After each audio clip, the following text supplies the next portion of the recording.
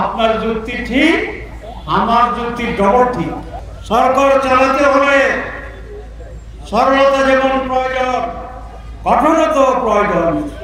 ষড়যন্ত্রকারীদের পাশে আপনার আশেপাশে যারা আছে তাদের ভিতরে সকলেই ভালো মানুষ নন।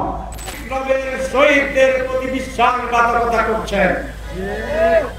আপনারা এই রক্তের বিনিময়ে অর্জিত দ্বিতীয় স্বাধীনতা, গণতন্ত্র, মানুষের অধিকারের যে সুযোগ আছে তার সাথে বেইমানি করছেন। সাউথ টাউনে হোক আপনার স্বপ্নের আবাসন, আগে দখল পরে মূল্য পরিশোধ। আজকে যারা 15 বছরের বেইমানির জন্য দেশ থেকে বিতাড়িত হয়েছেন, দেশে থাকলেও সূর্যের মুখে দেখার সুযোগ পাচ্ছেন না, আপনাদের পরিণতি তার চেয়েও খারাপ হবে। আমি প্রধান উপদেষ্টাকে বলতে চাই,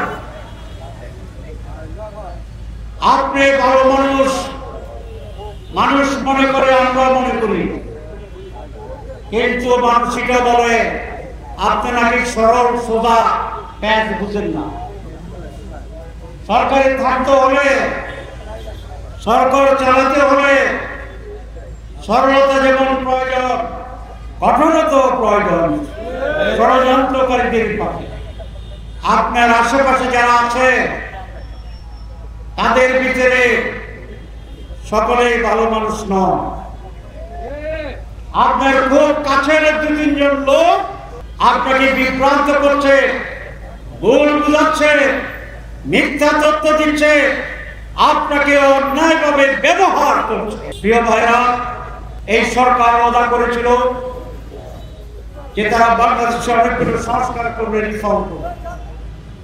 এদেশের মানুষ সংস্কার চায় এবং সংস্কারের জন্য একটি কমিশন করা হয়েছিল। আমরা বহুদিন ধরে এখানে অনেক আলাপ আলোচনা করি। একটি দল কথাই বলে আমরা সংস্কার চাই, আবার সংস্কারের ঐক্যমত্যে বাস্তবায়ন করতে গেলে পেশ লাগাই দেয়। এবং এইভাবে ফেব্রুয়ারিতে যদি নির্বাচন হয় তাহলে সময় ক্ষেপণ করে তারা ওই সংস্কার বাস্তবায়নের কাছ থেকে সংকুচিত করার ষড়যন্ত্র করছে। জনগণ বুঝে, যদি জনগণ ফাইনালি দেখে যে সংস্কার আর হচ্ছে না, তাহলে সংস্কারকে করার জন্য, সরকারকে বাধ্য করার জন্য যেভাবে মাঠে নেওয়া দরকার আমরা সেভাবে মাঠে নামব। যেটা যেটা দুর্বলতা, এটা জাতীয় নির্বাচনে আমরা রিপেয়ার করলেন।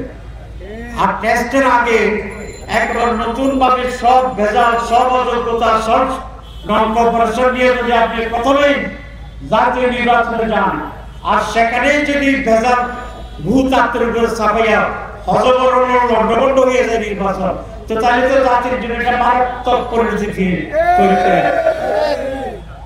আপনার যুক্তি ঠিক, আমার যুক্তি ডবল ঠিক। আমি এটা বলতে চাই যে আপনারা যে যুক্তি দেন এগুলো বেশি ঠিক, কিন্তু আপনার 2 পয়েন্ট, আমার 7 পয়েন্ট।